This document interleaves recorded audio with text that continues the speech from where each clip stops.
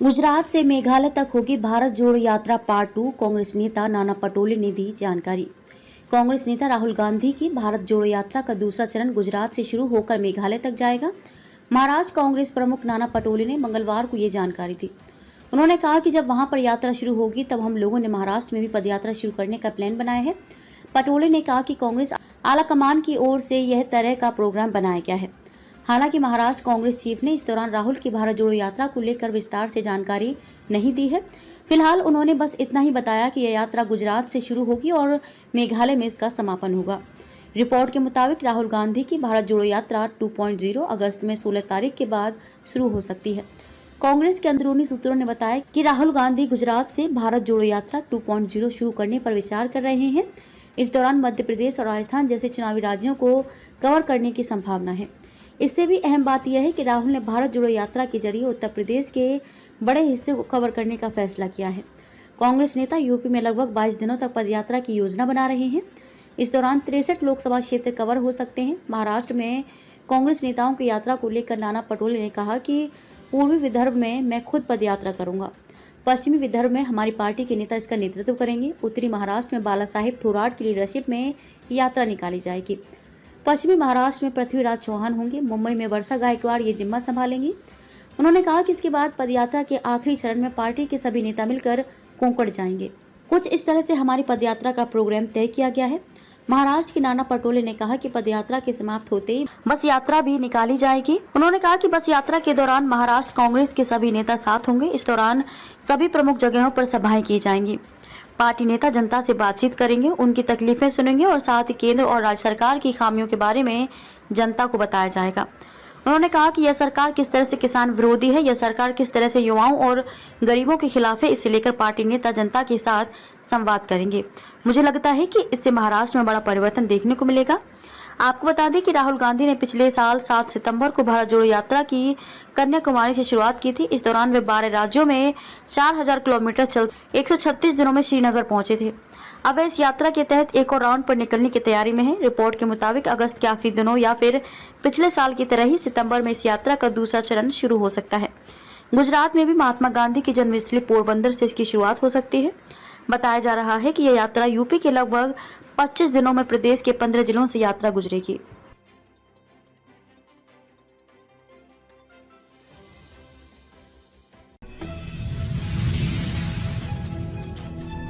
Mobile phone छीनने के आरोप में 3 गिरफ्तार। मुंबई में जहां मोबाइल स्नैचिंग के मामले बढ़ रहे हैं, वहीं खार पुलिस ने मोबाइल चोरों और उनसे मोबाइल खरीदने वालों को गिरफ्तार किया है। गिरफ्तार आरोपियों की पहचान फरीद अब्दुल सत्तार शेख, रेहान जाहिद शेख और इरफान रहमान के रूप में हुई है।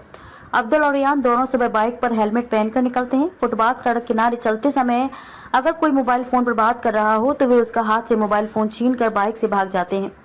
पता चला है कि इरफान चोरी के मोबाइल ग्राहकों को कम कीमत पर बेचता था। पुलिस ने बताया कि ये तीनों कई अपराधों में शामिल हैं और इनके पास से कई मोबाइल फोन बरामद किए जा रहे हैं। पुलिस ने इन लोगों के पास से मोबाइल छीनने में उपयोग करने वाली 2 बाइक को भी बरामद किया है।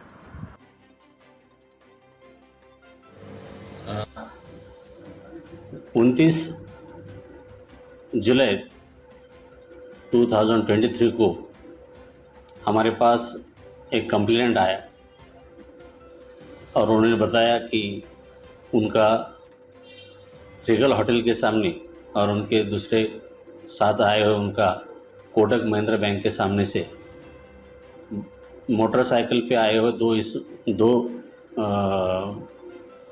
दो लोगों ने उनका मोबाइल खींच के लेके गए। जैसे ही हमको इन्फॉर्मेशन मिला, हमारे पुलिस स्टेशन के क्राइम पे काटकर और डिटेक्शन ऑफिसर नडविन गिरी और पाटिल साहब और उनके जो स्टाफ थे वो इमीडिएट स्पॉट पे विजिट किए और उन्होंने स्पॉट देख के वहाँ के जो सीसीटीवी कैमरे है वो देखना काम चालू किया। उनके जो प्राइवेट इन्फॉर्मर थे उनसे भी बात करके उनसे भी कुछ इन्फॉर्मेशन लेने का काम चालू कर दिया। इन बिटवीन पुलिस स्टेशन में ऑफेंस रजिस्टर होने के बाद और तेज़ी से इन्वेस्टिगेशन चालू कर दिया और इस केस में हमने फरीद और रियाज ये दोनों को अरेस्ट किया। उनसे हमने एक मोबाइल और 2 मोटरसाइकिल जब्त कर दिया है। और जिसको इन्होंने मोबाइल बेचा था उसको भी हमने इस केस में अरेस्ट कर दिया है, क्योंकि उन्होंने चोरी का माल लिया है। और जो मोटरसाइकिल इनसे जब्त किए हैं वो दोनों मोटरसाइकिल उन्होंने नेरुल और खारघर पुलिस स्टेशन के जुरिडिक्शन से चोरी की थी। और वहाँ दोनों मोटरसाइकिल के बारे में ऑफेंस रजिस्टर है, हमने उधर इन्फॉर्मेशन दे दी है। इन आरोपी के ऊपर इसके पहले फरीद के ऊपर 10 केसेस दर्ज है और रियाज के ऊपर 5 केसेस दर्ज है। इन्वेस्टिगेशन चालू है और कंसर्न पुलिस स्टेशन को हमने इन्फॉर्मेशन दे दी है। आगे की इन्वेस्टिगेशन कंसर्न पुलिस स्टेशन कर रहे हैं। सर, पे कितने गुने दाखिल है? फरीद के ऊपर 10 केसेस दाखिल है सेम टाइप के, और रियाज के ऊपर 5 केसेस दाखिल है। 29/7/2023 रोजी संध्याकाळी साधारण 9:15 ते 9:30च्या दरम्यान रिगल हॉटेल आणि कोटक महिंद्रा या बँकेच्या जवळ 2 मोटरसायकल चोराने 2 पायी चालणाऱ्या इसमांचे मोबाईल खेचून चोरी करून निघून गेल्याबाबतची घटना आम्हाला साधारण संध्याकाळी 10-10:15च्या आसपास समजली। सदरची घटना समजल्यानंतर आमच्या पोलीस स्टेशनचे क्राईम पे काटकर साहेब, डिटेक्शन ऑफिसर नडविनगिरी आणि पाटील साहेब या आणि त्यांच्या पथकांनी तात्काळ स्पॉटला भेट दिली आणि फिर्यादीने सांगितलं की ह्या ठिकाणापासून आमचे मोबाईल हातातून खेचून निघून गेले आहेत। ह्या टीमने लगेच सदर ठिकाणचे काही कॅमेरे वगैरे पाहण्याचं काम चालू केलं, की काही इन्फॉर्मंटला माहिती देऊन त्यांच्याकडून काय माहिती भेटते काय याबाबतची कारवाई चालू केली आणि दरम्यान फिर्यादी पोलीस स्टेशनला आल्यानंतर त्यांची FIR दाखल करून घेतली। अशा प्रकारे आमच्या पोलीस स्टेशनला गुन्हा दाखल झाला आणि त्याची माहिती आम्ही चालू केली आणि काही तांत्रिक तपास आणि काही खबरीमार्फत तपास करून सदर गुन्ह्यामध्ये फरीद शेख, रियाज शेख यांना अटक केली। त्यांच्याकडून मोबाईल आणि 2 गाड्या हस्तगत केल्या। तसेच त्यांनी ज्या व्यक्तीला मोबाईल विकला होता आणि चोरीचा मोबाईल ज्या व्यक्तीने घेतला होता त्या व्यक्तीला देखील आम्ही या गुन्ह्यात अटक केली। त्यांच्याकडून गुन्ह्यातील 1 मोबाईल हस्तगत केला आहे। ज्या गाड्या त्यांनी गुन्ह्यात वापरली होती ती गाडी हस्तगत केली। त्यांच्याकडून आणखीन 1 गाडी हस्तगत केली। सदर दोन्ही गाड्या नवी मुंबईतील खारघर आणि नेरुळ पोलीस स्टेशनच्या हद्दीतून त्यांनी चोरून आणल्या होत्या। त्याबद्दल खारघर आणि नेरुळ पोलीस स्टेशनला गुन्हा दाखल आहे। त्याच्याबाबत आम्ही तपास चालू आहे। त्यांनी आणखीन देखील काही गुन्हे केले आहेत त्याबाबत माहिती घेतली आहे। संबंधितांना आम्ही तशी माहिती देखील दिलेली आहे। सर, आरोपी त्याच्या आधी आरोपीवर अजून काही गुन्हे दाखल आहे का? याच्या आधी असं याच्या अगोदर म्हणजे आरोपींवर गुन्हे दाखल आहेत त्याच्याबाबत गुन्हे दाखल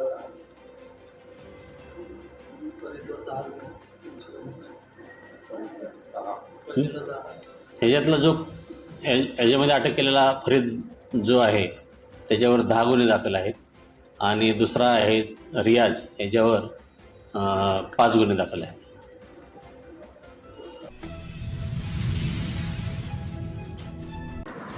मुंबई की बारिश के बाद कांदिवली बोरीवली इलाके बहुत सारे खड्डे हो गए हैं, जिसकी वजह से बाइक से कई एक्सीडेंट हुए हैं। इस खड्डे की वजह से कांदिवली के चारकोप इलाके में एक्सीडेंट से एक महिला की जान चली गई, जिसके बाद मनसे के कार्यकर्ताओं ने कई लिखित पत्र दिए, फिर भी बीएमसी द्वारा खड्डे नहीं भरे गए। जिसके बाद आज मनसे के कार्यकर्ता कांदिवली के बीएमसी रास्ता विभाग में जमीन पर बैठकर आंदोलन कर रहे हैं। मनसे के कार्यकर्ताओं की मांग है कि जिन रास्तों पर खड्डे बने हैं उनको जल्द से जल्द भरा जाए और जब तक खड्डे नहीं भरे जाते हैं उससे पहले अगर खड्डे से एक्सीडेंट की वजह से किसी की मौत होती है तो उसके जिम्मेदार बीएमसी रास्ता विभाग के अधिकारी होंगे। करीब 2 घंटे से जमीन पर बैठकर मनसे के कार्यकर्ता आंदोलन कर रहे हैं।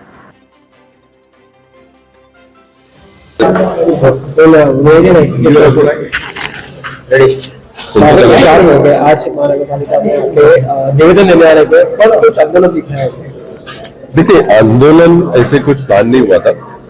हम यहाँ पर जो कार्यकारी अभियंता है उनका हमने समझ लिया था कि उत्तर मुंबई के जितने भी रास्तों पर जो गड्ढे हैं उन गड्ढों के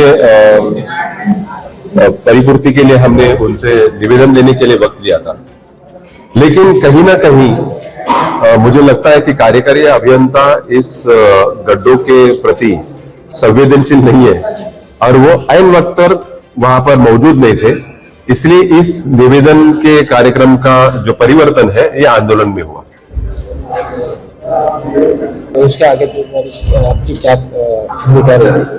देखिए, मैं आपके सामने जो बड़ी जिम्मेदारी से बात कर रहा हूँ, मैं आपको एक याद दिलाना चाहूँ कि 2016 में ऐसे ही 2,35,00,000 का रास्ता 20 दिन में बह गया था। तो मनसे स्टाइल में मैंने उस कॉन्ट्रैक्टर का जो भी ये समाचार लिया था, अगर ये महानगर पालिका के अधिकारी, अभियंता और कॉन्ट्रैक्टर इसके प्रति संवेदनशील नहीं है, सीरियस नहीं है, तो महाराष्ट्र नवनिर्माण सेना की स्टाइल से इन सभी कॉन्ट्रैक्टर्स को और अभियंता को सबक सिखाया जाएगा, ये मेरा वादा है।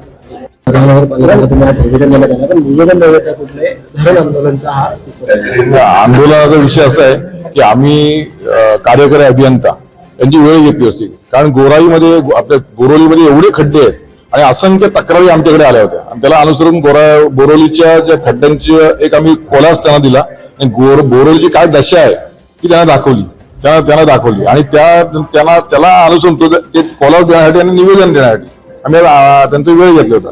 वेळ दिल्यानंतर 12 वाजता त्यांनी वेळ दिली आणि आम्ही ते 2:45 आल्यानंतर तिथे हजर नव्हते। तेव्हा हजर नव्हते बोलल्यानंतर आम्ही सगळ्यांनी तिथे ठिय्या आंदोलन केलं आणि त्यांना येण्यासाठी भाग पडलं आणि आमचं निवेदन दिलं। मला आशा आहे की लवकरात लवकर बोरोलीची दशा सुधरेल असं आम्ही त्यांच्याकडे अपेक्षा करतो। महानगरपालिकेकडून ज्यावेळी मुख्यमंत्री यांची पाहणी असते, नाला सफाई असो, रस्ते तात्पुरत्यासाठी हा रस्ता हा खड्डे बुजवण्यात तरी त्याच्यानंतर तो काही दिवसानंतर त्याची दुरुस्ती नाही, याची जबाबदारी महानगरपालिकेची आहे आणि ते कॉन्ट्रॅक्टरची आहे। तर कॉन्ट्रॅक्टर कुठल्या पद्धतीने खड्डा बुजवतो आणि त्याची जबाबदारी किती असते हे तिथल्या जबाबदार अधिकाऱ्यांनी ती जबाबदारी घेतली पाहिजे। मग जबाबदार अधिकारी करतात काय? आणि मला वाटतं आमचे संदीप देशपांडे सर मनसे नेते यांनी सांगितलंय की पाहणी करायची गरजच नाही, की नालेसफाई, रस्ते यांचे तुम्ही सीसीटीव्ही लावलेत ना, तर सीसीटीव्ही मध्ये काय होतंय, किती नालेसफाई होते, रस्ते कसे उकळले ते इथे बसून समजू शकतो। पण दुर्दैवाने आम्हाला सांगायला लागतोय ना की ते अमुक अमुक ठिकाणी खड्डा पडलाय, अमुक अमुक ठिकाणी असं आहे। हे प्रशासनाचं दुर्दैव आहे, आमचं दुर्दैव आहे। आणि दुसरी गोष्ट असं आहे की आम्ही आंदोलनं करतो, ठिय्या आंदोलनं करतो, हे आमच्यासाठी नाही, जनतेसाठी करतो। मला वाटतं लोकांना राग काय येत नाही, समजत नाही, तर लोकांना राग आला पाहिजे। कुठलेही विषय लोकांच्या दैनंदिन जीवनाशी निगडीत आम्ही विषय घेतो, पण लोकांना राग येत नाही याचं मला आश्चर्य वाटतं आणि लोकांना राग आला पाहिजे। आमच्या ज्या आंदोलनाला किंवा आमच्या ज्या लढाई लढतोय त्याला लोकांची साथ अपेक्षित आहे, एवढंच आम्ही इथे सांगू इच्छितो। विभागात आहे, जवळच्या विभागात एका तरुणीचा मृत्यू होतो, तरी म्हणजे शांत दिसत आहे का? शांत म्हणजे नक्की तुम्हाला शांततेचं व्याख्या काय ना ती मला कळत नाही। आता आमचं जे आंदोलन झालंय, परवा टोलचं आंदोलन झालं, म्हणजे मनसेने फक्त तोडफोड करावी असं जर का अपेक्षा असेल तर कसं आहे की एखाद्या प्रश्नाला वाचा फोडणं। आज आदित्य ठाकरे प्रत्येक प्रश्नावरती आंदोलन करत सुटलेत। गेली 25 वर्ष त्यांच्या हातात सत्ता होती आणि 2.5 वर्ष सत्तेत असताना ते पर्यावरणाच्या दृष्टीने मंगळावरती कधी गुरु, शुक्र, चंद्र सगळे ग्रह फिरून आले आणि आता ते खड्डे आणि ह्याच्यावर बघतात। त्यांचं असं म्हणणं आहे की हायवेवरचे जे खड्डे आहेत, पश्चिम द्रुतगती मार्गावरती खड्डे, तर तुम्ही टोल का घेता, हे त्यांना आता सुचलं का? म्हणजे मनसेने प्रत्येक आंदोलन, प्रत्येक प्रश्नाला आवाज उचलायचा, पण तुम्हाला आंदोलन नेमकं कोणते नाही, प्रश्नाला आवाज उचलणं म्हणजे नेमकं हिंसक पद्धतीचीच आंदोलन असणार आणि त्याच्यानंतरच आमची दखल घेणार आहेत का, हा माझा प्रश्न आहे माध्यमांना। संजय राऊत म्हणाले की उद्धव ठाकरे राज ठाकरे एकत्र येऊ शकतात, त्या गोष्टीला कशा पाहतात? तर संजय राऊतांना उपरती झाले असेल तर संजय राऊत आणखी यांची कोणाची मध्यस्थी करत नाही, 2 भाऊ आहेत, एकमेकाला फोन केला तरी युती डिक्लेअर करायची गरज नाही. की ते फोन करतील राज ठाकरे यांना. बघा, तो एक प्रश्न असा आहे की बाळासाहेबांचं जे संग्रहालय बनतंय त्या संग्रहालयामध्ये बाळासाहेबांची 1980 ते 1980 ते 2 किंवा 1960 पासूनची जी भाषणं आहेत त्याचा संग्रह राजसाहेबांकडे आहे आणि त्याच्या संदर्भात त्यांचं बोलणं आहे. तसं युती वगैरे असं मला वाटत नाही तसं काय बोलणं. आणि जर होणार असेल तर मला वाटतं 2 भाऊ आहेत, दोघांनी एकमेकाला एक फोन केला तर युती डिक्लेअर करायची गरज नाही. पण युती झाली तर तुम्ही पदाधिकारी म्हणून या युतीचं स्वागत कराल का? मला वाटतं ना की ते शिवसेना असेल किंवा महाराष्ट्र नवनिर्माण असेल तिथे नेत्यांचा आदेश म्हणजे जसा बाळासाहेबांचा आदेश मानला जायचा, आता उद्धव ठाकरेंचा मानला जातो की मला माहित नाही, पण आमच्याकडे राजसाहेब ठाकरे यांचा आदेश हा अंतिम आदेश असतो. त्यांनी आम्हाला सांगितलं की ही या आघाडीवर लढायचं आहे आणि यांच्यावर लढायचं आहे, आम्ही 100% लढू. सर काय सांगाल, तुम्ही आज एक निवेदन करण्याकरता आले होते, मात्र ते निवेदनाचं स्वरूप धोरण आंदोलनमध्ये बदलला, काय माहिती द्या? कसं आहे की रस्त्यावरचे खड्डे हा विषय काही आजचा नाहीये. महाराष्ट्र नवनिर्माण सेनेची स्थापना होऊन जवळजवळ 17 वर्ष झाली आणि प्रत्येक वर्षी आम्ही या रस्त्यांवरची आंदोलन घेतो. यावर्षी आमचे विभागाध्यक्ष, सर्वच विभागाध्यक्षांनी पूर्ण मुंबई काय महाराष्ट्रामध्ये रस्त्यांवरच्या खड्ड्यांविरुद्ध आंदोलन चाललेत. आम्ही निवेदनं देतोय, आंदोलन होत आहेत. तुम्हाला माहिती आहे की 4 दिवसापूर्वीच कांदिवली पश्चिम येथे नेहा पंड्या नावाच्या मुलीचा अपघात झाला. त्या अपघातामध्ये ती मृत्यू पावली. मला वाटतं हे आता तुम्ही जो काही वातावरण बघितलं की कार्यकारी अभियंता म्हणजे आर सेंट्रल, आर साऊथ आणि आर नॉर्थ या 3 वॉर्डचे जे कार्यकारी अभियंता आहेत त्यांची आम्ही वेळ घेतली होती. वेळ घेऊनही ते वेळेवर उपस्थित नव्हते. तर यांची संवेदनशीलता आपण समजू शकता की यांना लोक जीवानिशी जात आहेत पण यांना त्याचा काही पडलेला आहे, स्वरसूतक नाही. आणि त्यामुळे एक निवेदन द्यायचं होतं पण ते वेळेवर तिथे नसल्यानं, उपस्थित नसल्यामुळे याचं रूपांतर एका आंदोलनामध्ये झालं. आणि मला वाटतं फक्त इथले कार्यकारी अभियंता किंवा नाही तर चीफ इंजिनियर पासून ज्युनियर इंजिनियर सगळेच इंजिनियर्स यांना जबाबदार आहेत. कारण कंत्राटदार आणि हे अभियंते यांचं जे काही संगनमत आहे, जे काही साठलोट आहे, जे टेंडर्स मधली यांची मलाई खाण्याचं जे काही प्रकार आहेत त्याच्यामुळे या रस्त्यांची जी काही दर्जा राखू शकत नाहीत हा आम्ही त्यांच्या लक्षात आणून देणार आहे. याच्या पुढे ज्या वेळेला मला वाटतं आम्ही त्यांना अल्टिमेटम दिलंय की किती दिवसात ते आता खड्डे बुजवत, ते जर बुजवले नाहीत तर पुढचं आंदोलन तुम्ही अगदी उग्र पद्धतीने बघाल.